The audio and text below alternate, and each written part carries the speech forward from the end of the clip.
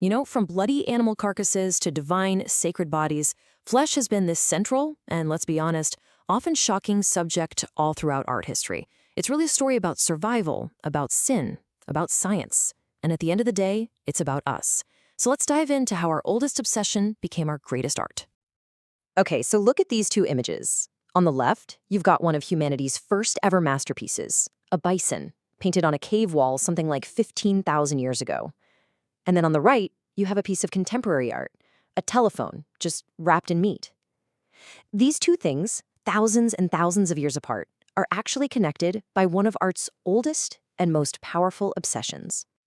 So what is it about flesh? I mean, really, why have artists for tens of thousands of years felt this need to paint it, to sculpt it, study it, and sometimes even use it in their work? That's the big question we're going to try and unpack today, and we're starting right at the very beginning. To find that origin, we have to go way back to a time when art and just plain survival were basically the same thing. This is where flesh wasn't just in the art, you could say it was the art. This little figure here is the Venus of Willendorf, and the first thing you have to know is that this is not a portrait of some specific person. She is all flesh. I mean, look at the exaggerated breasts, the belly, the hips. For the ancient nomads who carried this little statue around, her body wasn't about our modern ideas of beauty. Her flesh was a symbol, a really powerful one, of fertility, of abundance, and of the survival of the tribe. And it wasn't just human flesh either. Deep in the caves of Altamira, early humans painted the animals they hunted. Now, these weren't just pretty pictures of animals they saw. No, this was about power. The flesh of that bison represented food, strength, survival. And get this, the paints they used were made from stuff like iron oxides, charcoal, and sometimes even animal blood. So the very act of painting was literally infused with the life force of flesh. So here's the key takeaway. For our earliest ancestors, flesh was everything. It wasn't just a subject, it was the message itself. It meant life, survival, power. It was the difference between living and dying. And that is why it became the very first grand subject of all art. But, this focus on survival, it was about to change in a huge way.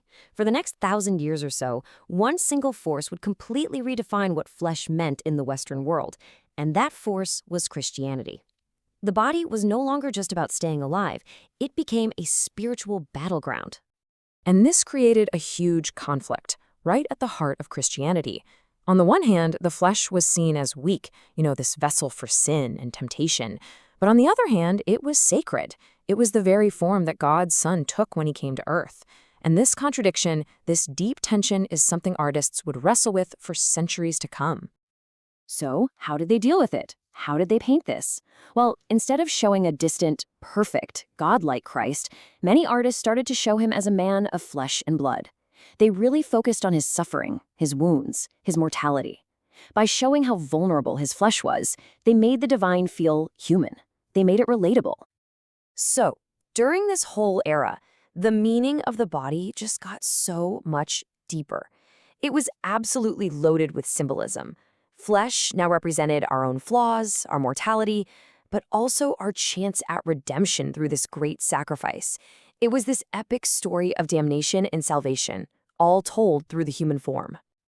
But then, a totally new kind of curiosity started to bubble up. During the Renaissance, artists and scientists began to look at the body not just as a symbol anymore, but as a machine. They wanted to know what's actually going on inside. And nobody was more curious than Leonardo da Vinci. I mean, this guy, to make his art more realistic, he believed he had to understand the science of the body.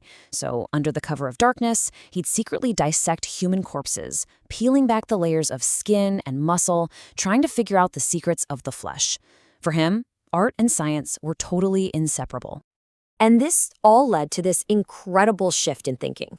Art moved from the medieval era, where you had the symbolic body, it belonged to God, to the Renaissance, where the body was now an object to be observed and studied, and then into the Baroque era, where it became something else entirely, a public spectacle.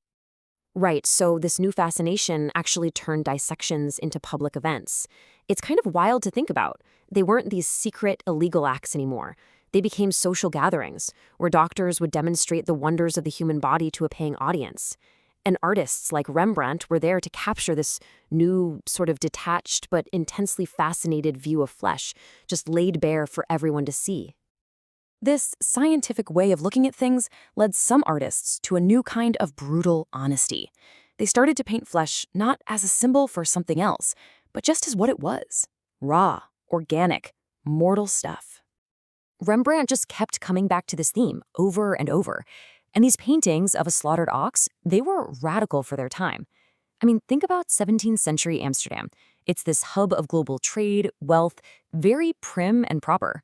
Nobody wanted to hang a bloody, visceral painting of a carcass on their wall.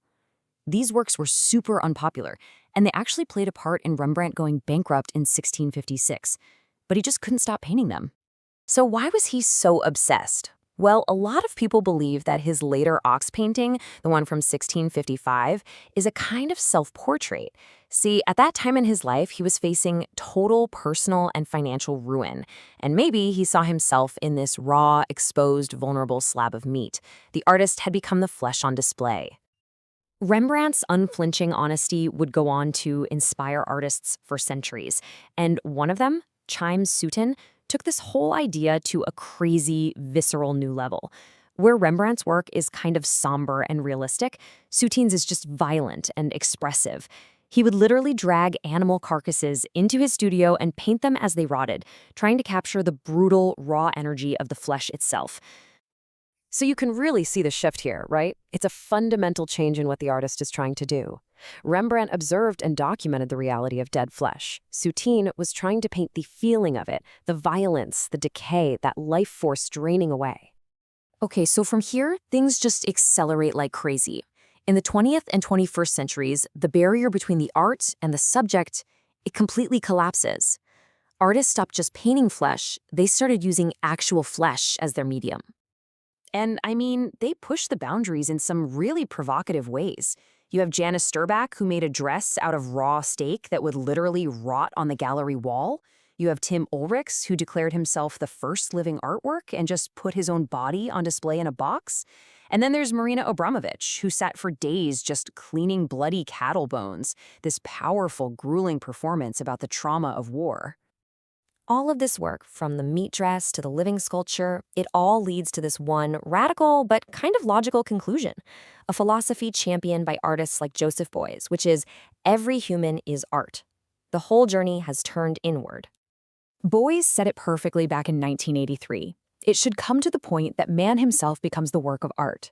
After thousands of years of painting flesh and sculpting flesh and studying flesh, art finally arrived at its own source.